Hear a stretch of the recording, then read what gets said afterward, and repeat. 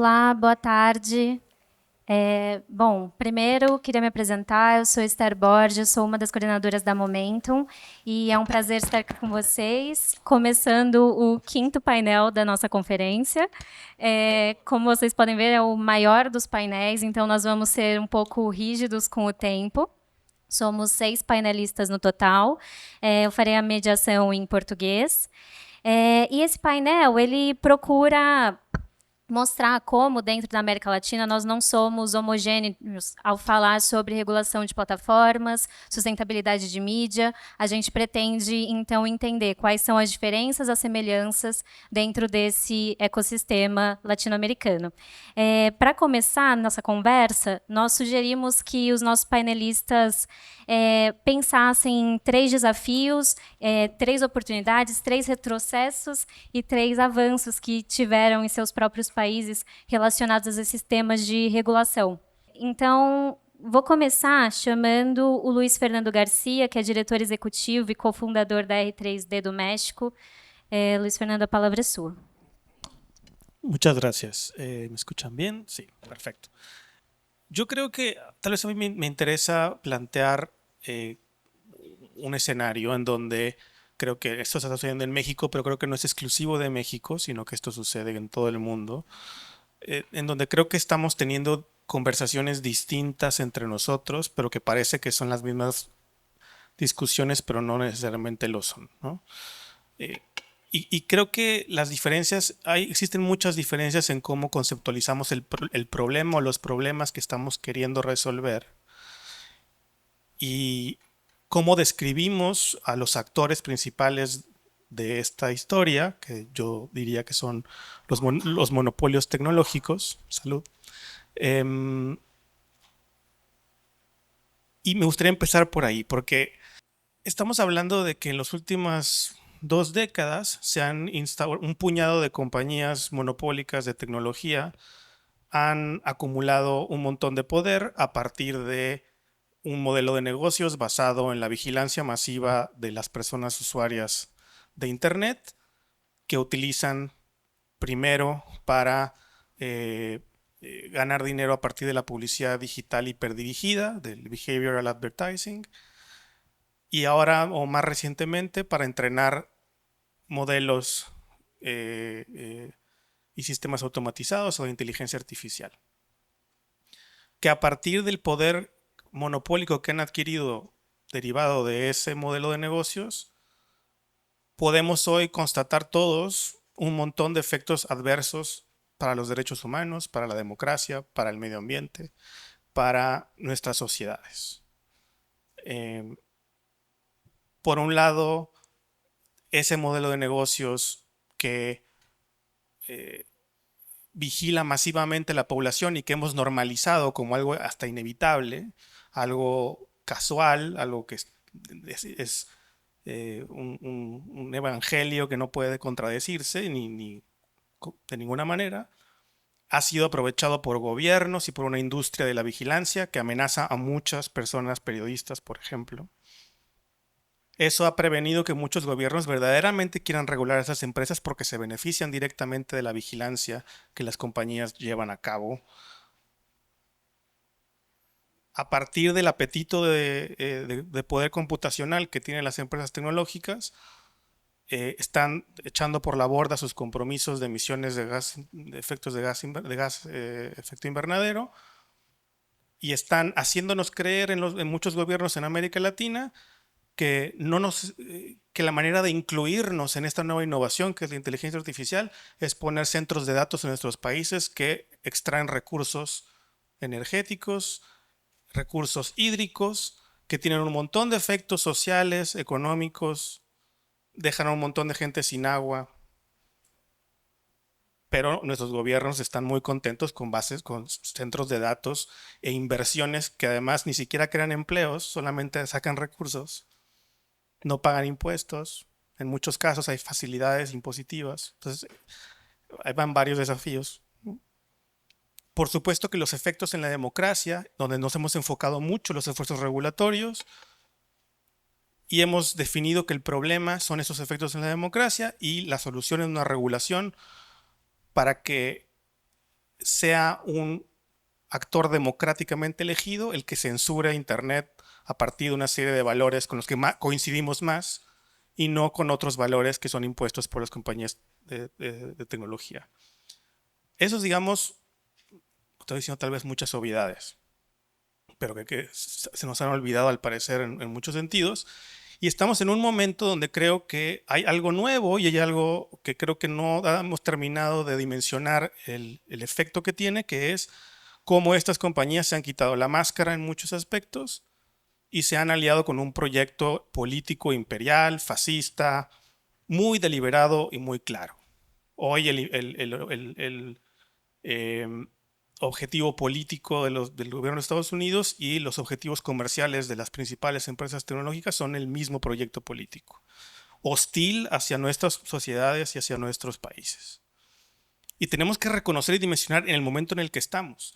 Por eso a mí me parece o me genera resistencia o escepticismo cuando definimos o sea, tenemos que definir a qué estamos, qué queremos regular, a quién queremos regular y para qué. ¿Cuál es el problema que queremos solucionar? El problema es que queremos que haya una mejor censura, que sea un Estado democrático el que nos censure y no las plataformas de manera unilateral. Por supuesto que la narrativa de la censura que ha utilizado la ultraderecha es totalmente no es genuina y usaron la bandera de la libertad de expresión para ganar poder y el momento que están en el poder censuran a partir de sus propios valores. Lo hemos visto con Musk, lo hemos visto con Trump. Es natural, pero tampoco podemos desdeñar el problema eh, real de muchos gobiernos que están utilizando el sentimiento genuino y que yo comparto, antimonopólico, anti-empresas monopólicas de tecnología, para hacerse de una infraestructura de censura y de vigilancia en sus países. Y tenemos que ser muy cuidadosos de no estar alimentando también esos esfuerzos de gobiernos autoritarios que en aras de controlar el poder de las tecnológicas están haciéndose de mayor poder que muchas veces hasta son cómplices con las propias empresas de tecnología. Las empresas de tecnología no tienen problema cumpliendo con esas órdenes. Entonces, para mí, ¿para qué estamos luchando? ¿Una censura más democrática? ¿Estamos luchando por que ese sistema que genera tantos efectos adversos para los derechos humanos dé más dinero al periodismo? Esa es la lucha en la que estamos todos aquí que compartimos. Yo no estoy seguro si esa es en la que yo milito. Y creo que nos hemos olvidado de enfrentar el problema real, que es el modelo de negocios de la vigilancia masiva de los usuarios de Internet, que es la raíz del poder monopólico que tienen estas empresas y que utilizan para secuestrar a los usuarios dentro de sus plataformas, para manipular las decisiones democráticas de los países, para influenciar de manera ilegítima la democracia. Y en mi último minuto voy a la parte positiva, eh, porque estoy planteando un escenario muy adverso. Yo creo que hay una enorme oportunidad en este momento. Creo que el sentimiento global en contra de este modelo de negocios y de estas plataformas nunca ha sido más alto. Me preocupa que se desaproveche de la manera que creo que se está desaprovechando en muchos sentidos. Pero si no, también creo que hay un montón de personas dentro de esas compañías que están muy enojadas y no están de acuerdo con lo que está pasando. Y hay un montón de potencial para el periodismo, los whistleblowers, en ese sentido. Y hay un montón de oportunidad para una regulación. Una regulación que yo creo, y con esto termino, que difícilmente va a ser efectiva si es una regulación nacional.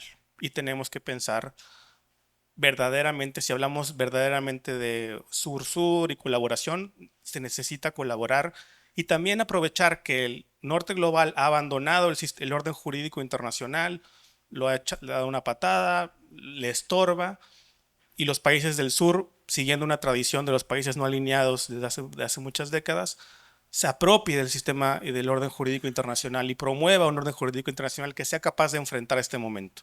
Me temo que la regulación nacional o enfocada en la moderación de contenidos nada más o enfocada en que estas grandes tecnológicas nos nos avienten unas migajas extra para sobrevivir unos años más en los que terminan de construir sus sistemas de inteligencia artificial, no va a ser suficiente para enfrentar el desafío real que estamos enfrentando, que es una colusión y un poder tecnofascista muy deliberado y muy claro, y que no lo quiera ver, pues ya no sé qué más puedo decir.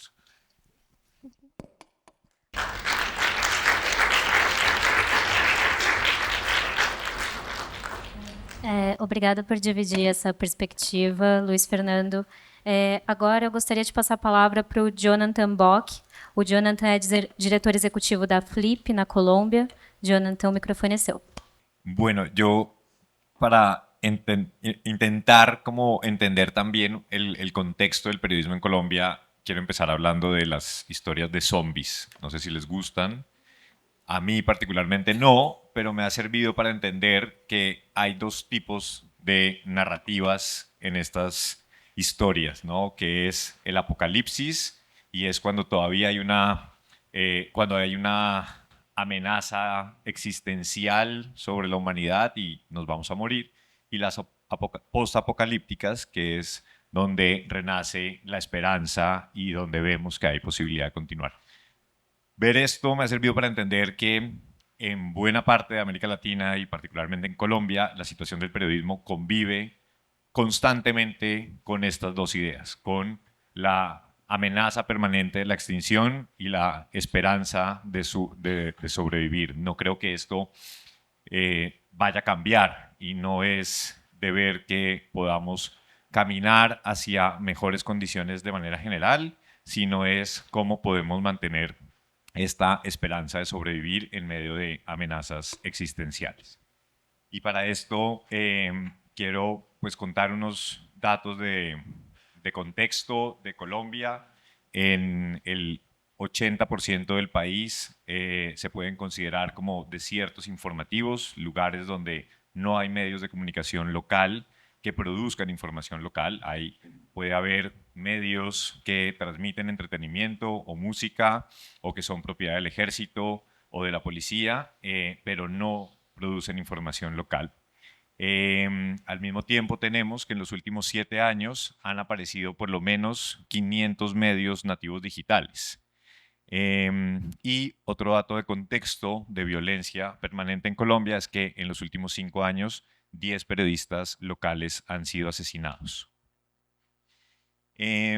Con esto es importante entender que las plataformas de las redes sociales son la principal infraestructura para el periodismo que está emergiendo, para este periodismo independiente, un periodismo que tiene diferentes agendas, que busca también conectar con nichos de audiencias distintas. Pero esta infraestructura, como hemos hablado durante toda esta conferencia, es asimétrica en su poder. No genera un modelo de negocio sostenible para los proyectos que están empezando, para los periodistas. No tiene una perspectiva favorable de regulación para los medios, no es transparente con ellos. Entonces, en este contexto voy a profundizar solamente en dos cosas para contar sobre cómo estamos viendo el uso de inteligencia artificial particularmente y de tecnología en los medios de comunicación y el marco normativo. El uso de inteligencia artificial en los medios es bastante disímil, ¿no? Entonces tenemos algunos medios de comunicación que han tenido mayores recursos económicos para poder invertir, que han sobre todo invertido en tener mejor información del consumo de las audiencias. Y esto, aquí hago un pequeño paréntesis por un dato relevante sobre una encuesta que hicimos a 500 periodistas el año pasado y que vamos a presentar en las próximas semanas sobre salud mental, y vemos que la principal causa de relación que identifican los periodistas que respondieron a la encuesta es el uso de las métricas en el contenido que están haciendo y el impacto que tiene en su salud mental. Cierro el paréntesis. Pero decía que sobre todo se ha invertido en tener mejor conocimiento del consumo de las audiencias, en la protección de derechos de autor para prevenir que esto sea utilizado por los algoritmos y en participar en negociaciones con las principales empresas de tecnología. Esto es, como digo, un grupo de medios que ha tenido más capacidad de invertir en estas estrategias. Por el otro lado, tenemos que la mayoría de los medios de comunicación no tienen una estrategia definida, que no tienen tampoco o que tienen miedo de empezar a trabajar con IA en sus salas de redacción, no solamente por la falta de recursos, sino por la desconfianza de que esta información pueda ser, pues pueda ser tomada por las empresas tecnológicas. Frente a la regulación y los desafíos, hay iniciativas, pero no hay, digamos, como normalmente hay unas buenas intenciones, pero que casi siempre terminan careciendo de los mismos problemas que hemos hablado.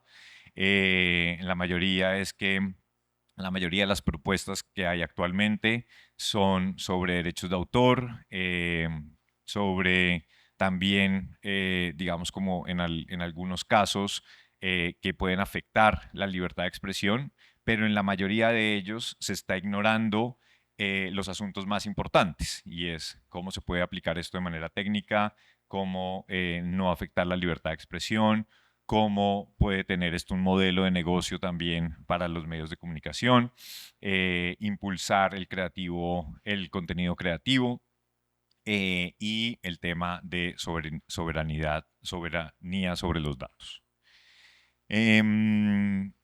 Quiero resaltar un hito que me parece que puede ser significativo, y es que hace una semana se conoció una sentencia de la Corte Constitucional en un caso que se llama Corona App, que fue una aplicación creada por el gobierno durante la pandemia, por el anterior gobierno durante la pandemia del COVID, y era para estar monitoreando a los ciudadanos colombianos frente a su estado de salud. La Corte Constitucional ordenó que se conozca el algoritmo y la información que recogió, y en esto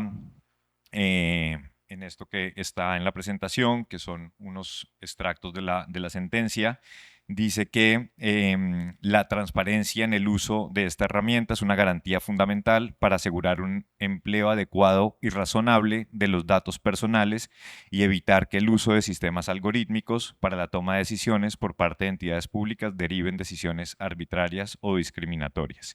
Creo que esto es un aporte bastante importante también para entender este link que se hace en el derecho de acceder a la información pública y la garantía de otros derechos. Este es un aspecto que, pues digamos que vamos a ver cómo se termina, cuál es el desenlace que tiene, porque le ordena en los próximos 6 meses a la Agencia Nacional Digital de que emita lineamientos en relación con la transparencia algorítmica en los sistemas utilizados por el Estado. Entonces, pues esto puede ser un precedente también importante que veamos para esa regulación o lo que se tiene que tener en cuenta frente a los algoritmos y, como dice la sentencia, pues en la protección de datos personales. Ya, con esto termino, faltando 3 segundos. Muchas gracias.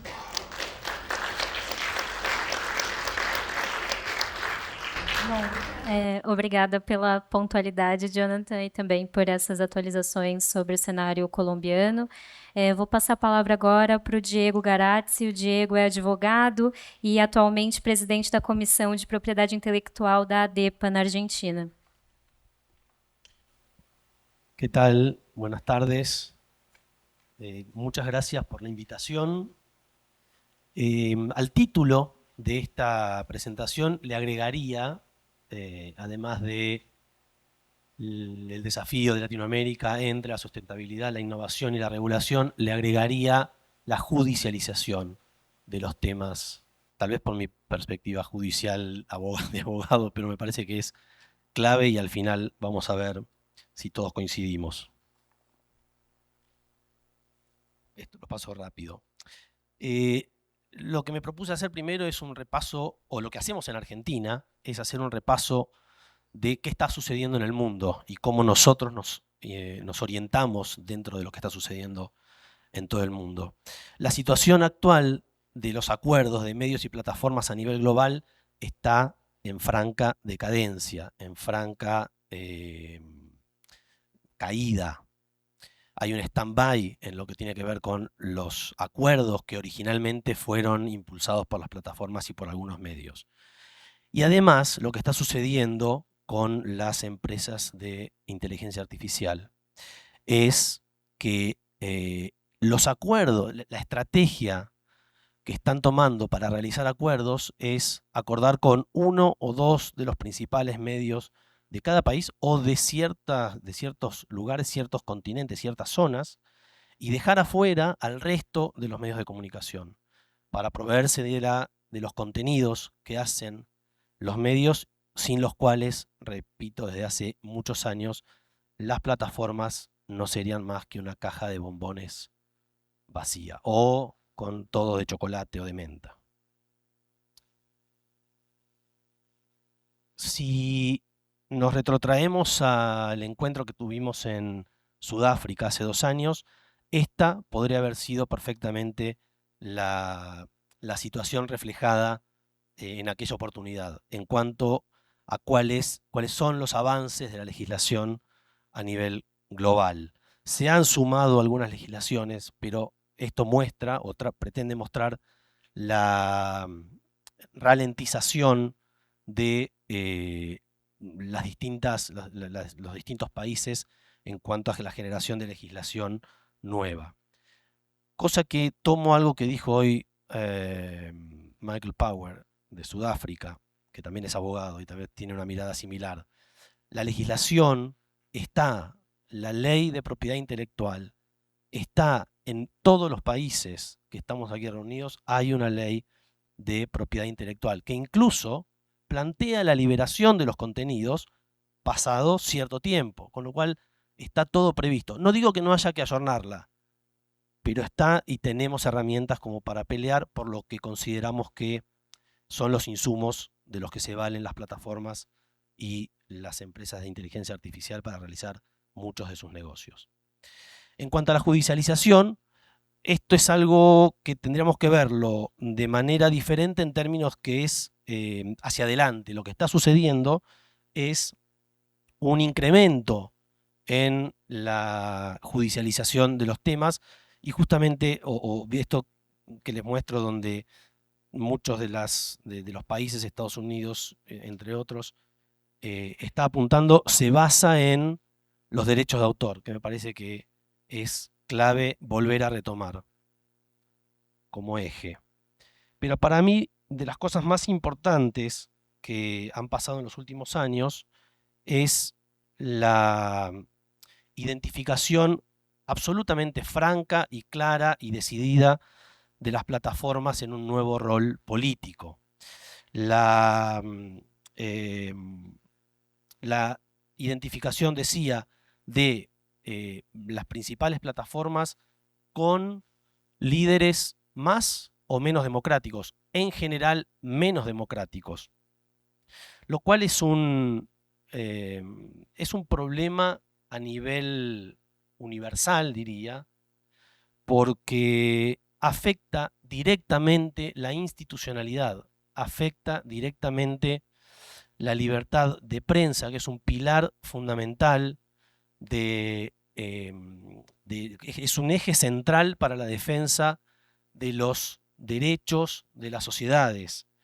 Esta afectación es tan importante que lo que quería mostrar, perdón, que acá tengo, allí vemos, no solo está sucediendo esto en Estados Unidos con el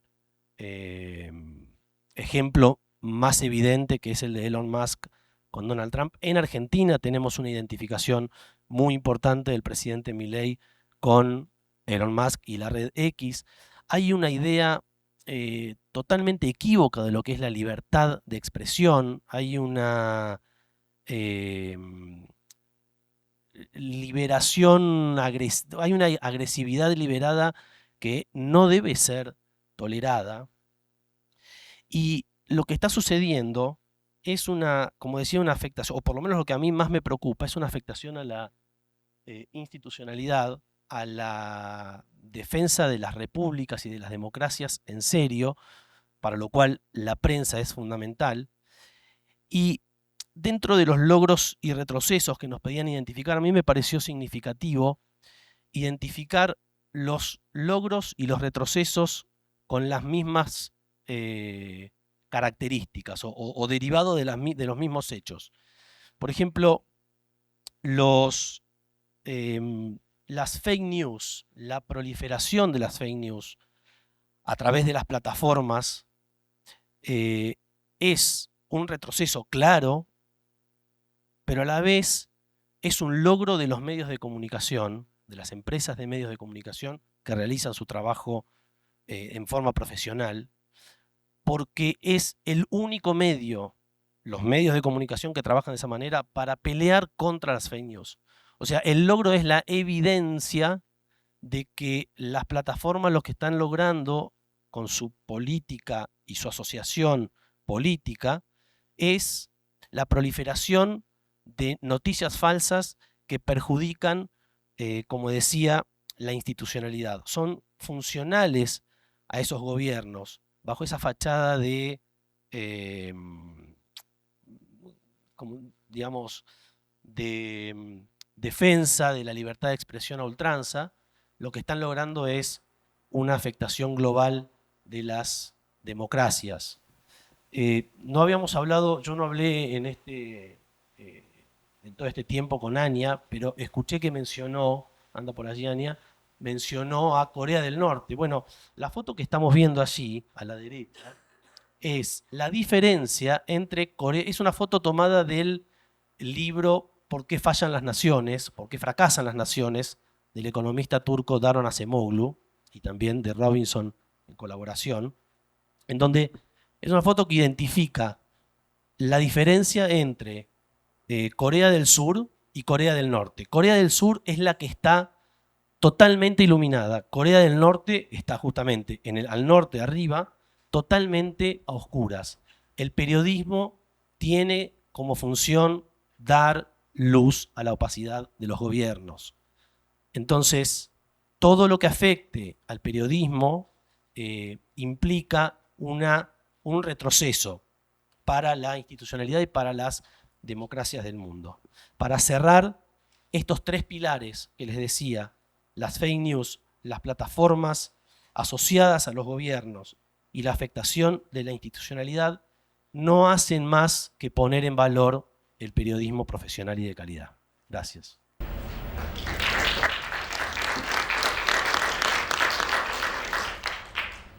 Obrigada, Diego. Queria chamar agora o César Riquarte, jornalista e diretor executivo da Fundomédios.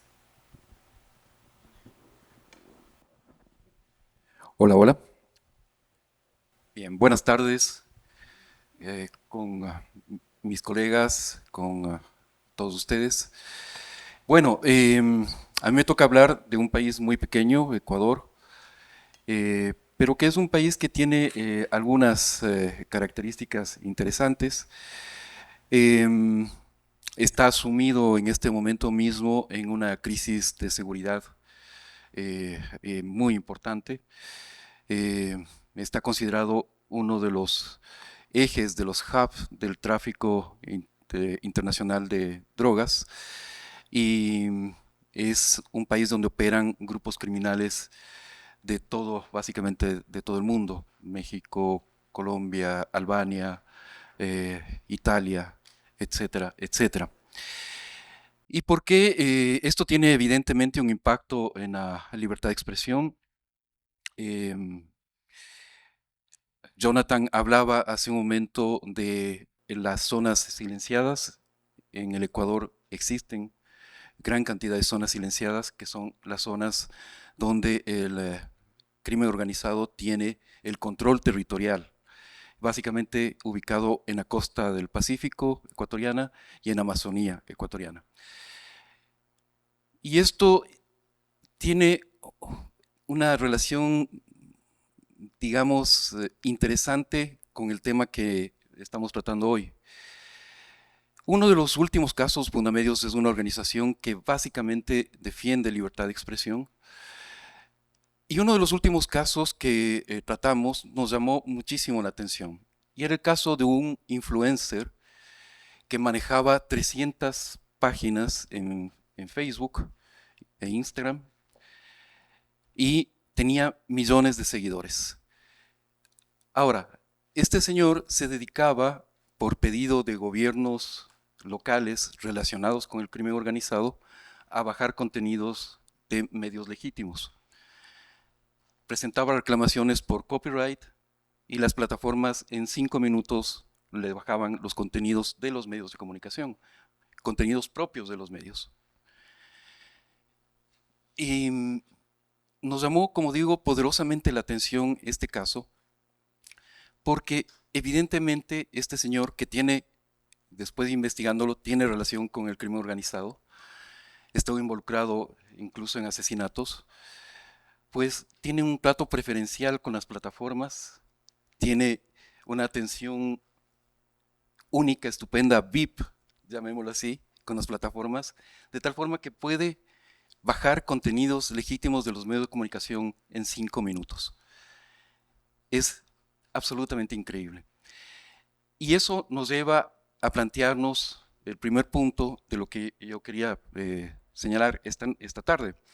La situación de los medios de comunicación en el Ecuador, del periodismo en el Ecuador, está marcado por esta ola de violencia, pero además en la relación con las plataformas, obviamente ya se ha dicho aquí hasta la saciedad, lo voy a repetir, pero porque es parte de la realidad que tenemos, es el tema de la relación asimétrica, ¿no es cierto? De tal forma que las plataformas cambian algoritmos y los medios de comunicación instantáneamente pierden audiencia. Eso ya lo hemos visto en muchas oportunidades y me parece que es algo que pasa en toda la región. Una cuestión interesante que también quería anotar, había preparado una presentación, pero creo que la conversación es más interesante que tener la presentación en la sala. Una cuestión interesante que ha sucedido es el tema de la ley de datos personales en el Ecuador. Una ley de datos personales que aparentemente protege a los consumidores muy en la línea, muy inspirada en la ley europea, en la directriz europea de protección de datos personales, pero que al final termina siendo, como sucede en gran parte de América Latina, papel mojado, ¿no es cierto? Es decir, no hay autoridad que haga cumplir, se creó una agencia de protección de datos personales, no tiene presupuesto, las autoridades se declaran impotentes para el control, de tal forma que cuando llega esta empresa que se ha mencionado también acá, WorldCoin, a recopilar la información de las retinas y de la población, ¿no es cierto? La autoridad es interpelada por los medios de comunicación del país, es interpelada por la sociedad civil y su salida es, miren, yo no puedo hacer nada. O sea, básicamente no tengo ni la autoridad ni los recursos como para hacer algo. Y eso es una constante, ¿no es cierto? Con la ley de datos personales, Diego hablaba de que en todos nuestros países hay leyes de copyright, leyes de derechos de autor, efectivamente las hay. Hay autoridades de copyright y de derechos de autor, pero es exactamente el mismo tema. Se declaran incompetentes, se declaran superadas por la problemática y finalmente no hacen cumplir la ley. ¿Cuánto temo? ¿Cuánto? No aparece. No. Una cuestión que me gustaría en lo positivo, en esto que tú mencionabas, que me parece que también hay avances. Jonathan citaba, por ejemplo, un fallo de la Corte Constitucional En el Ecuador también hace pocos días se produjo un fallo constitucional de la Corte Constitucional muy importante y que tiene que ver más bien con ese otro lado del trabajo periodístico, que es el acceso a la información pública. Y el tema es que los DIRCOM de las instituciones estatales se dedican ahora a una forma muy sutil de censura, que es sacar a los periodistas de los grupos de WhatsApp o eliminarlos, ¿no es cierto?, de las cuentas institucionales, bloquearlos de las cuentas institucionales. La Corte Constitucional en el Ecuador declaró que esto era justamente inconstitucional, una violación al derecho al acceso a la información pública y también a la libertad de expresión. Entonces, en ese sentido, les ha ordenado a los DIRCOM de las distintas instituciones públicas que reintegren a periodistas que han sido censurados, han sido sacados de los distintos grupos institucionales. Yo sé que no tiene directamente injerencia las plataformas en este tema, en este tipo de censura, pero es un avance que me gustaría compartir con ustedes en este punto. Finalmente, señalar que el mercado ecuatoriano es muy pequeño, que vemos con mucha atención lo que pasa en otros países, Argentina, Colombia, en todos los avances regulatorios, en todo lo que es la negociación con las plataformas, si se puede llamar negociación, por supuesto, lo que este diálogo o debate que existe. Y por supuesto, estamos desde la sociedad civil muy atentos a lo que suceda con lo que también se ha mencionado en esta sala, que a fuerza o a pretexto de atraer inversiones extranjeras, se abre ilimitadamente los mercados nacionales o se intenta que los países seamos sedes de grupos tecnológicos que van a expoliar los recursos. Creo que es importante que estemos vigilantes sobre estos aspectos. Muchas gracias.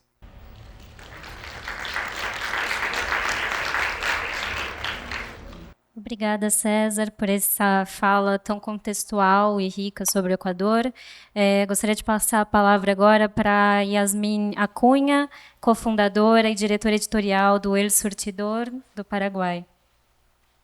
Hola, ¿ahí? Bien, buenas tardes. Yo voy a hablar desde mi perspectiva como fundadora y directora editorial de un medio pequeño, nativo digital de Paraguay, que nació en las plataformas de redes sociales y que no podría existir sin Internet, valga aclarar.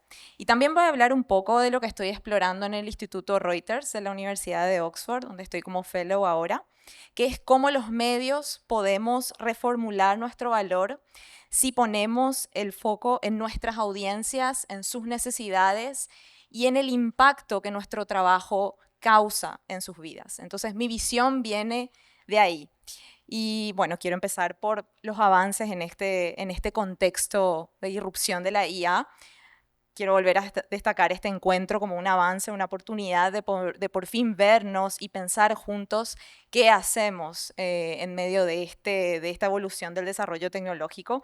Siempre cuento que antes de involucrarme en el periodismo, hace 10 años, trabajé varios en el ámbito de derechos humanos e Internet, y ahí me acerqué mucho a las discusiones sobre cómo la tecnología plantea un desafío al ejercicio de los derechos humanos cuando solo se priorizan cuestiones de mercado.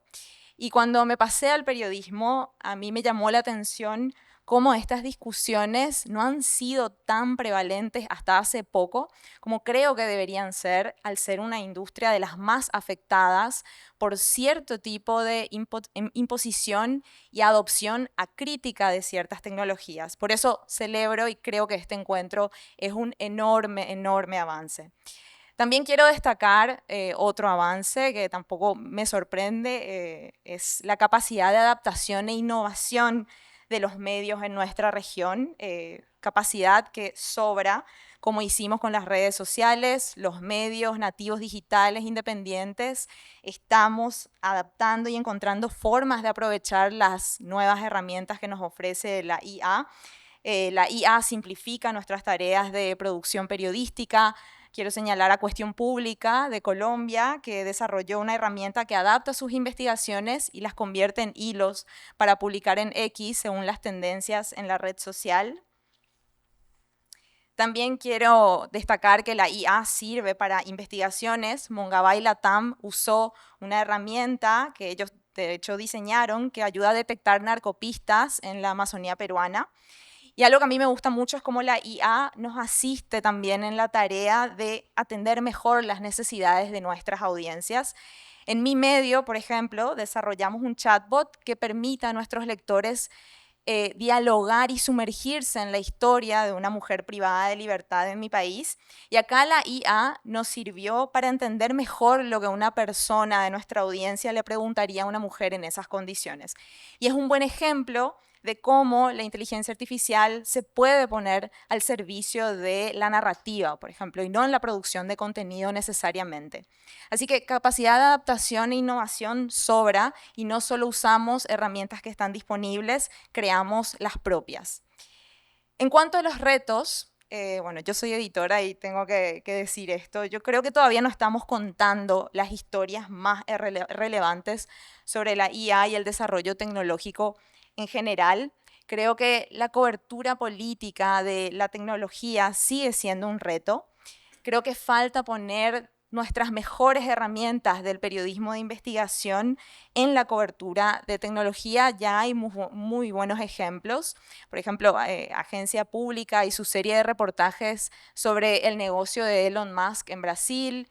También la periodista María Teresa Ronderos hace 2 años nos juntó a un montón de medios de la región para investigar a la enorme industria de asesores que manipulan nuestros entornos informativos en elecciones.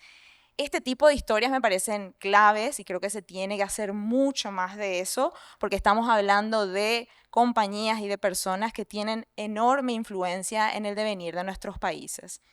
Siguiendo con la cobertura, me parece que un desafío sigue siendo incorporar la mirada de derechos humanos en nuestra reportería, cuestionar mucho más cuál es el bien social que persiguen estas tecnologías y a qué costo.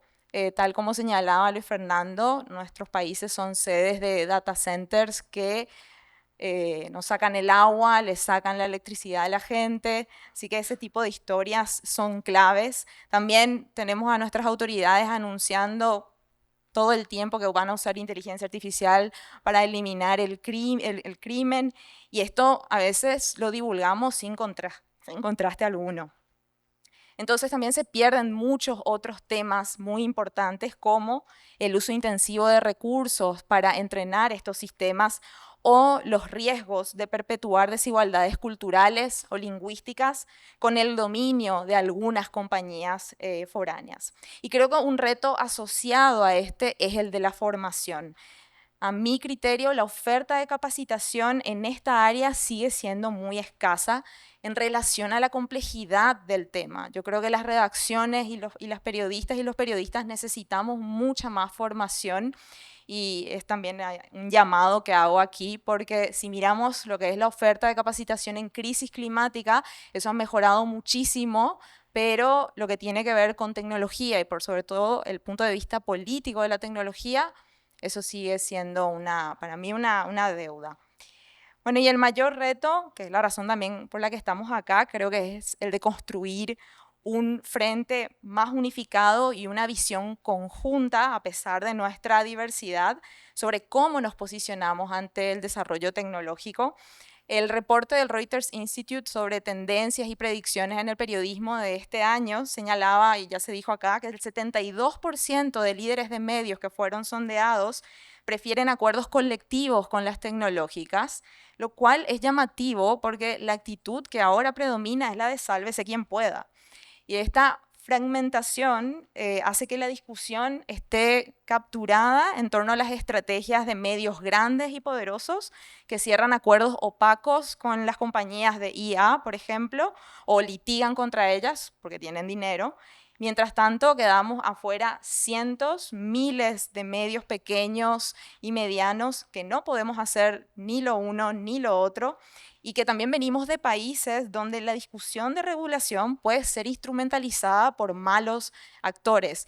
porque para hablar de regulación también tiene que haber voluntad política, tiene que haber interlocutores en el Estado y eso yo creo que al menos en varios de nuestros países, Centroamérica, Paraguay mismo, es una conversación muy complicada, así que también hay que tener en cuenta eso.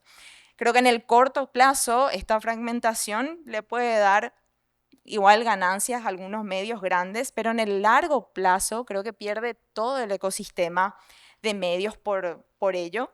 Y en el camino también perdemos la oportunidad de imaginar, concebir otras maneras de relacionarnos con la tecnología. Bueno, y con esto quiero terminar con un punto en alto. Creo que este contexto es una gran oportunidad de repensar nuestro rol y ciertas ideas que tenemos sobre nuestro oficio y sobre las audiencias. Y dejo una pregunta. ¿Por qué hablamos de evasión de noticias y concebimos este rechazo como un problema de las audiencias?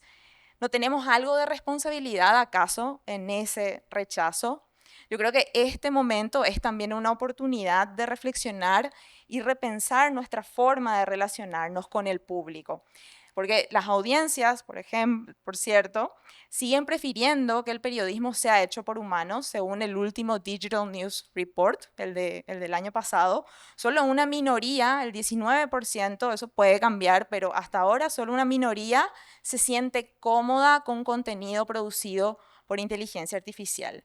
Después hay otros datos también muy interesantes, como que las generaciones más jóvenes están muy aturdidas por la sobrecarga informativa y buscan otras cosas a la hora de informarse. Buscan conexiones significativas, buscan diálogo, buscan pertenencia, algo que yo creo que los periodistas podemos ofrecer.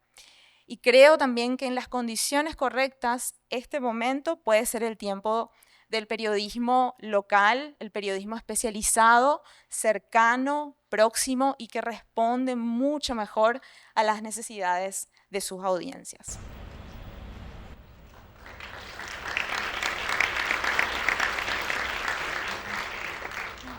Obrigada, Rasmin. Gostaria agora de passar a palavra para o Gustavo Gomes, diretor executivo da Observacom no Uruguai. Hola. Gracias, Esther. Buenas tardes. Tenía preparado algo, pero una amiga me recomendó que sería bueno escuchar primero todo lo que pasara y luego tratar de reaccionar y la deseché. Y voy a tratar de dialogar particularmente con el panel anterior. Voy a hablar de todos los temas que se puede hablar en este panel de compensación justa y desde una perspectiva latinoamericana. Observacom es un think tank latinoamericano, tiene una mirada regional, oficina en Montevideo, así que la mirada va a ser más de la situación, problemas, oportunidades y propuestas, más de una mirada regional que de algunos de los países, como me han antecedido algunos de nuestros colegas. Dicho esto, siguiendo el esquema que Esther nos proponía de 3 y 3, voy a hablar de 3 problemas, 3 oportunidades o avances y 3 propuestas. Lo primero que tengo que decirle para los latinoamericanos, pero también para quienes están fuera de la región, es que este es un tema que, salvo en Brasil, no se discute mucho en el resto de los países de la región. No es un tema de agenda en el resto de los países de la región. Solamente aparece, por ejemplo, por legítimos reclamos de los dueños de medios y sus gremiales. Por ejemplo, incluso en Brasil, a partir de iniciativas de la ABERT, la Asociación de Radio y Televisión, que coloca en el proyecto de ley sobre fake news ese tema, por juicios, Diego, que te gusta eso, en Chile, empresas de medios, periódicos, ahora canales de televisión, están presentando juicios contra estas empresas, pero ni siquiera los gobiernos están discutiendo esto. A los gobiernos les interesa cobrar impuestos, sí. Les interesa cobrar IVA o impuesto a la renta, pero no esta discusión de cobrarles algo para fortalecer el periodismo. Y la otra discusión que está por ahí es la del fair use. Las empresas telefónicas sí están colocando en las agendas la discusión de que las empresas tienen que pagar algo para ayudarlos en las inversiones de redes. es una discusión entre gigantes, o entre gigantes y grandotes.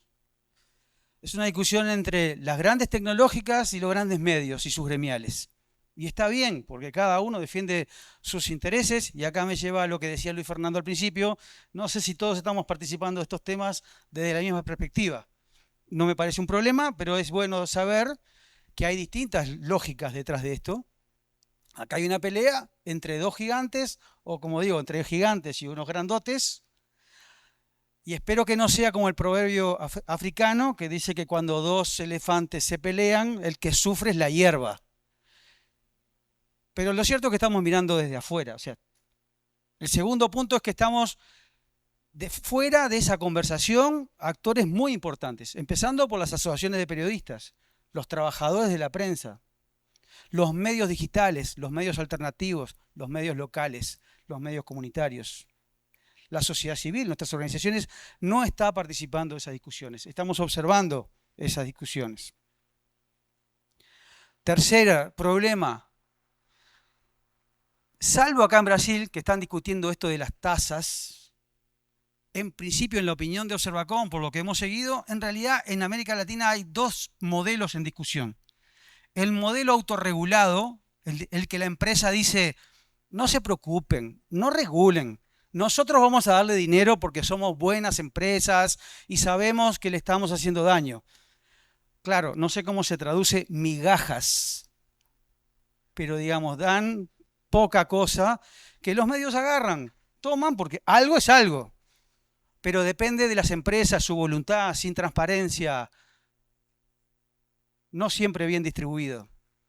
Y el segundo modelo de discusión es el de Australia, es el modelo basado en fundamentos de propiedad intelectual para reclamar, y hasta el nombre a mí me parece que hay que poner en discusión en América Latina, que es compensación justa o compensación, porque parte de la base que el enfoque, el fundamento, el único, es me deben pagar algo por algo que es mío. Y yo entiendo esa lógica y entiendo cómo los distintos jugadores están participando en esto. No es la lógica que la sociedad civil deberíamos llevar. Porque queremos participar en este debate, porque queremos mejores medios, mejor periodismo, pero también más diversidad y pluralismo, no más concentración mediática como también tenemos de sobra en América Latina.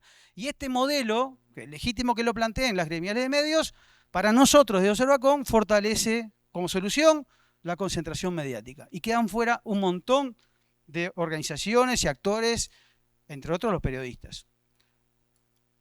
De las tres oportunidades, creo, y me refugio en lo que planteaba Luis Fernando, estamos con una discusión hoy muy importante. O sea, hay una convicción, hay evidencias, hay diagnósticos. Tenemos conciencia de que hay un problema. Lo miramos de distintos lados, pero hay una oportunidad que aprovechar. Creo también que, como llegamos tarde a la discusión, también podemos ver cómo esos modelos están fracasando en el mundo. En nuestra opinión, Australia está fracasando, Canadá está fracasando, ni siquiera arrancó, ni siquiera comenzó, ni siquiera es bueno para los propios medios. Ha demostrado, nos parece Australia, las limitaciones de ese esquema y cómo las empresas empiezan a reaccionar justamente para evadir esas propuestas. Tenemos ya aprendizajes de ese enfoque para pensar en una alternativa. Y tenemos alternativas planteadas a esos dos modelos que le decía. Desde ya el 2020, la Federación Internacional de Periodistas planteó una iniciativa global de tasas impositivas. La Federación de Periodistas de Brasil ha discutido y ha llevado adelante también la FENAGI. Y por supuesto sabemos que Michael en Sudáfrica, ustedes en muchos lados están discutiendo. En América Latina todavía es muy reciente, pero empezamos a pensarlo. Y acá también, AYOR, otras organizaciones están, como decía hoy Carla, están pensando y proponiendo esa nueva perspectiva. Lo pongo como un avance, tibio avance, pero es importante que haya una alternativa. Y para terminar, 3 propuestas. Otro modelo. Necesitamos construir un tercer modelo, que no sea ninguno de estos dos. Sobre la base de reclamar que pongan dinero para dar viabilidad a los medios de comunicación, para tener un sistema de medios plural y diverso, para que haya periodismo, para enfrentar la desinformación, para que haya mejor periodismo y también mejores condiciones laborales para los periodistas, sin duda. Pero necesitamos seguir trabajando en América Latina. Sé que otros han trabajado mucho más de hace más tiempo, disculpen, pero de América Latina ir logrando consenso sobre ese nuevo modelo que tenemos que impulsar. Segundo, otros actores. Necesitamos que en las próximas conversaciones que haya sobre esos temas, tener la incorporación de las asociaciones de periodistas discutiendo al igual también con los dueños de los medios y sus gremiales, con las empresas de Internet y con los gobiernos. Necesitamos, sé que es muy poco, pero necesitamos colocar otros protagonistas con otras perspectivas, con otros intereses, para una discusión que es importante para la democracia y no solo para las cuentas de los dueños de los medios de comunicación que legítimamente y creo que correctamente se han anticipado y están colocando esto como un tema central. Y luego de otro modelo, otros actores, otras alianzas. Necesitamos construir nuevas alianzas, sobre todo en el marco de una alianza de derecha internacional entre Trump y las telefónicas y las Big Techs. Yo creo que nosotros tenemos que lograr una mayor comprensión del desafío que eso implica, no solo para la compensación, y por eso necesitamos ser creativos y ser abiertos y ser flexibles. Lo que tenemos enfrente es tan peligroso, tan grave, que nosotros no solo tenemos que juntarnos entre las asociaciones de periodistas, tienen que juntarse con las organizaciones de derechos digitales, hay que sumar a las organizaciones de libertad de expresión, hay que sumar a los medios digitales, hay que sumar a las gremiales de medios. Después nos ponemos a discutir sobre los modelos o sobre las alternativas, pero tenemos una pelea para dar muy importante donde está en juego la viabilidad de los medios, el periodismo y hasta la democracia, lo cual necesita alianzas más amplias a nivel latinoamericano que esperemos que podamos lograr muy pronto para no perder la oportunidad, como decía hoy Luis Fernando. Gracias.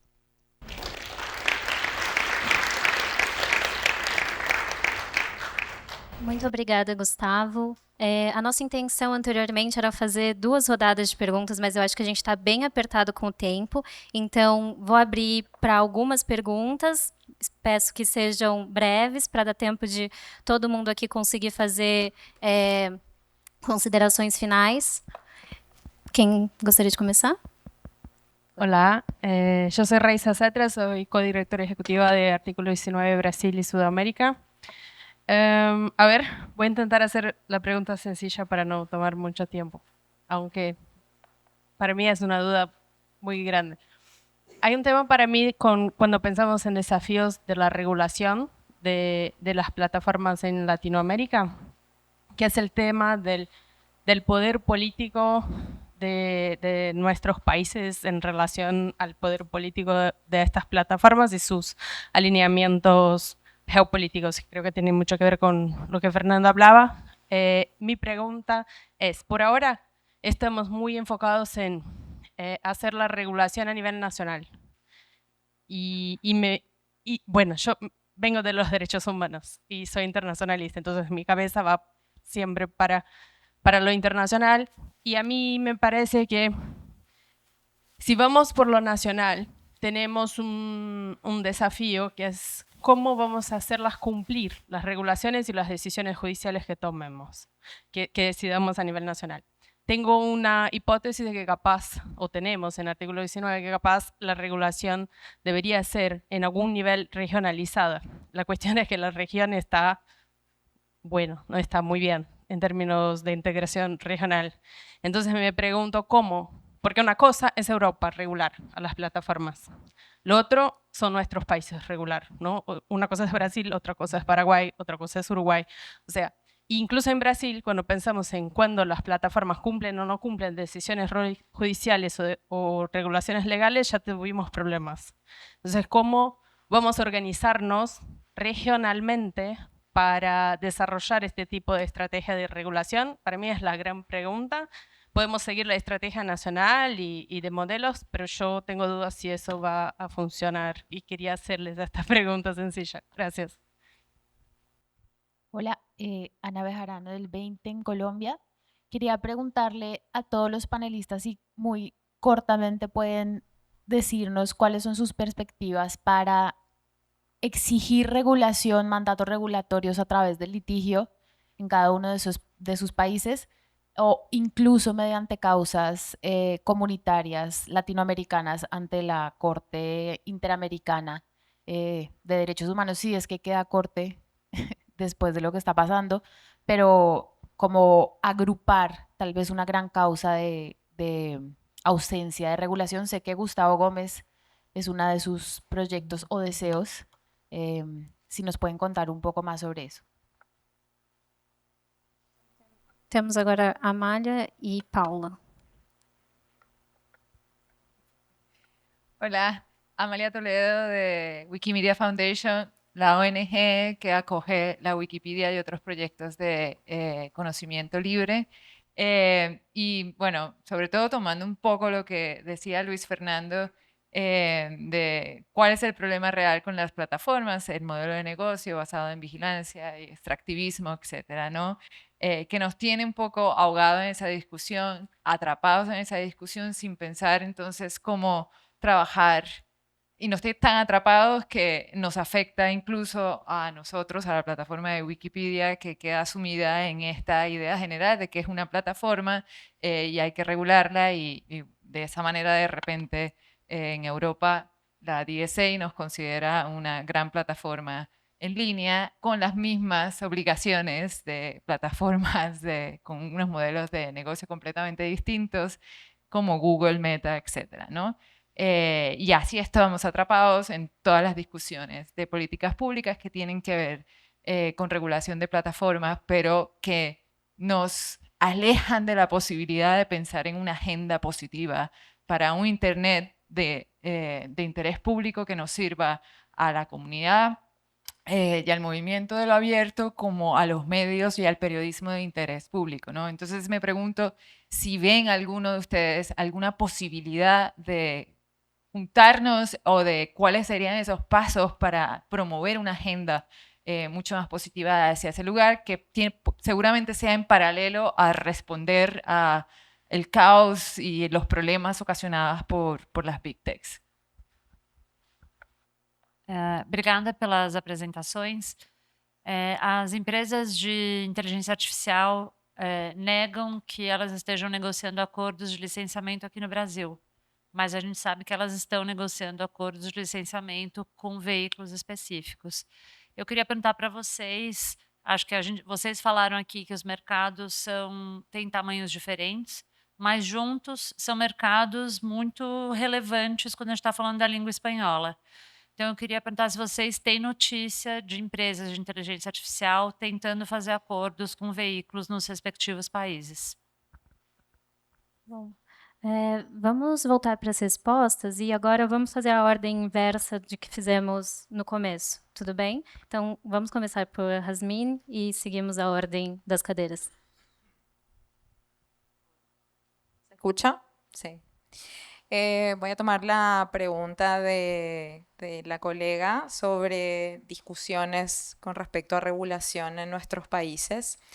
Bueno, tal como ya decía en mi presentación, creo que hay un camino muy grande por recorrer, por sobre todo en el rubro, no que no existan esas discusiones entre especialistas, etcétera.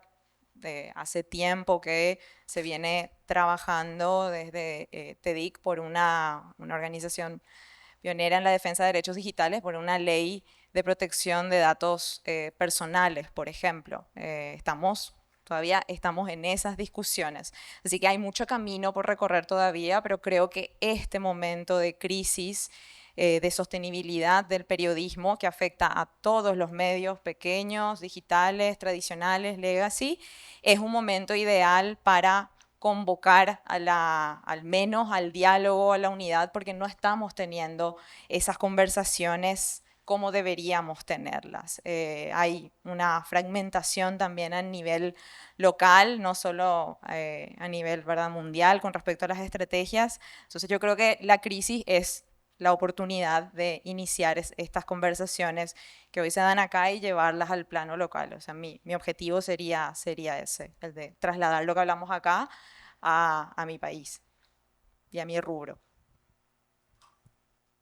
Bien, rápidamente sobre algunas de las preguntas. Totalmente de acuerdo con el tema de que la regulación debería afrontarse de manera regional, no particularmente en cada país. políticamente eso, lo sabemos, es inviable en este momento. Quizás el único ente de escala regional que podría tener la posibilidad es la OEA o el Sistema Interamericano de Derechos Humanos, y ahí entro a lo que decía Ana sobre la regulación vía litigio. Probablemente lo más efectivo sería justamente un litigio ante la Corte Interamericana, pero para llegar a eso sabemos que los tiempos de la Corte son realmente muy extensos. Hay que entrar por un caso por la comisión y luego pues derivar a corte, que puede tomar 5 a 10 años. Entonces sería muy interesante hacerlo, pero como digo, los tiempos son realmente muy extendidos en cuanto a la corte. Y claro, vuelvo al tema de la regulación regional.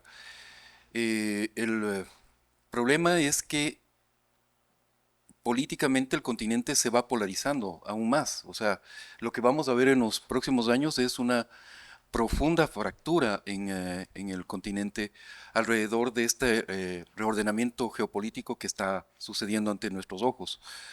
Y ahí yo veo que básicamente vamos a tener un continente dividido profundamente, radicalmente en dos sectores, además de un radicalismo absoluto. Y ya se ha hablado aquí suficientemente de cómo las Big Tech están sellando alianzas con sectores ultraconservadores, y eso puede derivar en una situación muy compleja para la región. La agenda regional de discusión, algo se planteó alrededor de eso. Cómo levantar una agenda regional de discusión. Creo que estos espacios son fundamentales. Hay otros espacios en los cuales, si bien políticamente el continente entra en este proceso de polarización cada vez mayor, creo que eso abre el campo, tratando de ser algo optimista, abre el campo para que los otros actores que mencionaba Gustavo en su presentación, todos los otros actores, podamos tener una voz mucho más potente y levantar los temas de discusión a escala regional. Eso sería por mi parte. Voy a disentir con César, capaz que ese es uno de los problemas que tenemos en la región. Pero yo confío en la eventual regulación, de la cual me estoy alejando cada vez más, pero si hablamos de regulación, tanto de la regulación o la judicialización con resultados locales. Porque si hacemos un poquito de memoria, yo es lo que llamo la teoría del dominó, si analizamos cómo fue desarrollándose toda la vida, la relación, el vínculo entre las plataformas y los medios de comunicación, todo se inició allí en Europa en 2018, 2019 con la disposición. A partir de allí empezaron a bajar en cascada a los distintos países europeos la obligación de bajar legislación local. De allí se partió a tomar la experiencia que había sucedido en Europa por parte de Australia y desarrollar el modelo que desarrolló Australia. Con ese acuerdo, las plataformas se dieron cuenta que por lo menos de momento podían frenar los diferentes reclamos que habían empezado a suceder en el mundo, y fueron con el esquema de acuerdo por ejemplo, Argentina, donde fue uno de los primeros países en donde las plataformas acordaron con todos los medios de comunicación, no solo los grandes, sino también con los pequeños. De allí yo tuve la posibilidad de hablar con el colega abogado del Mundo, de Colombia, era, de Andrés, del Tiempo, perdón, del Tiempo, de Colombia, porque Google, a partir de la experiencia con Argentina, había ido a golpear la puerta de uno de los principales medios colombianos, de allí a México. Bueno, la idea de la cascada. Con lo cual creo que, y aparte es mucho más fácil, tener un éxito en un lugar y tratar de emularlo en los distintos otros países. claramente sí, la cuestión regional creo que es fundamental. Es esto, la cuestión regional es esto, es compartir experiencias y es compartir éxitos y fracasos para lograr después unificar ese éxito cada vez mayor. Y después, tengo un problema de memoria, no me acuerdo de las otras dos preguntas, creo que podía contestar la segunda con esto que dije de la regionalización o de la cuestión nacional. Y la última pregunta con relación a los acuerdos entre las empresas de inteligencia artificial, por lo menos en Argentina, nuestra experiencia fue, una vez que nos anoticiamos de la adquisición de OpenAI por Microsoft, golpear la puerta de Microsoft, tratar de intentar hablar con ellos, tuvimos una conversación en la cual desde nuestro lado la idea era plantearles la necesidad de llegar a un acuerdo para que pudieran utilizar nuestros contenidos y terminamos hablando de lo que ellos, el servicio que ellos querían vendernos a nosotros para nuestras redacciones. Así que esa fue nuestra experiencia con la empresa, en este caso principal de inteligencia artificial. Seguiremos intentando. Creo que la evidencia está ahí, ¿no? Las plataformas han retirado los esfuerzos que se estaban haciendo para combatir desinformación, retiran sus oficinas de policy en Colombia y en otros países, Meta castiga el contenido de información y aún así, a pesar de esas provocaciones, no hay una clara posición política en el debate de cómo poder entrar a regular a las plataformas. Entonces yo creo que no. Bueno, rápido. Paula, no conozco en Uruguay que haya esas conversaciones. Es un mercado muy pequeño. Seguramente no comiencen por ahí esas negociaciones con medios de comunicación. Rápido, hay que decirlo cada vez que podemos y está ahí Amalia para recordarnos. No estamos hablando de regular a Wikimedia, estamos hablando de las grandes plataformas comerciales, etcétera, etcétera, etcétera. Gracias. Sobre lo regional ni lo nacional. Yo creo que hay que intentar hacer cosas regionales, pero hoy está más lejos que lograr regulación nacional. O sea, eso en las condiciones de América Latina, de institucionalidad, condiciones de polarización, de debilidad democrática. Sí, esfuerzos. Ya. Yo creo que los gobiernos progresistas, democráticos, en sentido muy amplio, deberían juntarse, incluso declaraciones y hacer fuerza, eso sí, pero tenemos una debilidad institucional muy fuerte. Puede haber algunos espacios puntuales para hacer algo, pero no son organismos vinculantes, con lo cual no sustituye el esfuerzo de aplicar las regulaciones que podemos tener a nivel nacional, aún con debilidades. Y acá yo reivindico también un poco lo de Diego, o sea, yo creo que hay que buscar la manera de seguir empujando nueva regulación cuando sea necesaria, por ejemplo, de obligaciones de transparencia, rendición de cuentas, que no siempre están claras y tal vez merezcan nuevas legislaciones, pero desde Observacom estamos buscando, y otras organizaciones de aquí también lo han hecho, es qué podemos avanzar para proteger derechos con las legislaciones que ya existen. Y con las legislaciones que ya existen, tenemos que apelar a las institucionalidades que tenemos. Nuestras justicias imperfectas, nuestras justicias concentradas en las ciudades capitales y a las que es difícil acceder para un periodista que está en las regiones, pero tenemos que buscar la manera de que mientras logramos instalar estos temas en la región, logramos tener nuevas legislaciones democráticas, seguir defendiendo los derechos de las personas que a partir de las leyes analógicas que no deberían, ¿no?, impedir proteger derechos de las personas en el ámbito digital. Sé que esto es muy difícil porque nos enfrentamos, y ahí me coloco con la última pregunta que voy a contestar, que es el tema de que nos enfrentamos a empresas que no solo no están en la mayoría de nuestros países instaladas, sino que tienen la capacidad de contratar bufetes de abogados, los mejores, para pelearnos con nosotros que estamos con un escarbadiente, decimos, ¿no?, un mondadientes roto.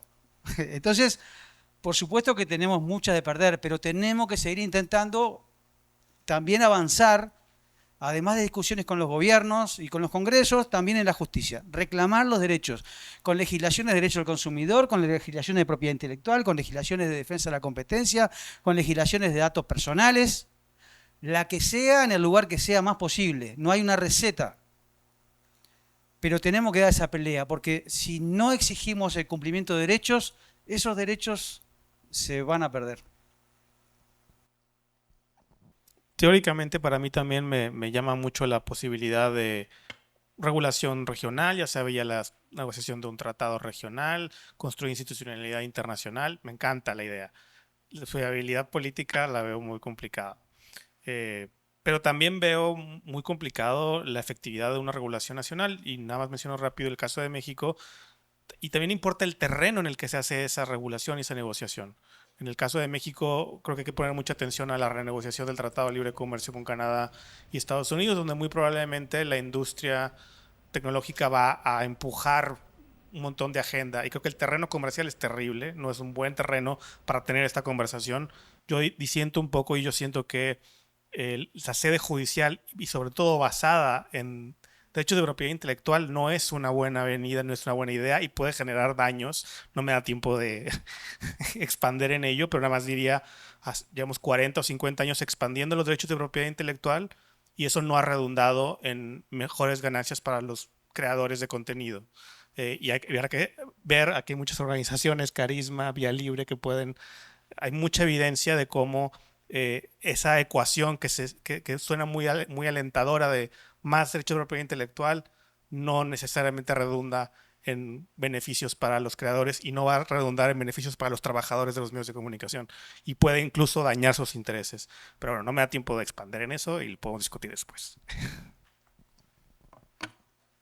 Bom, muito obrigada. Sei que foi corrido, mas agradeço aos painelistas por toparem o desafio de discutir um tema tão importante, um tema regional que faz muita diferença. Muito obrigada.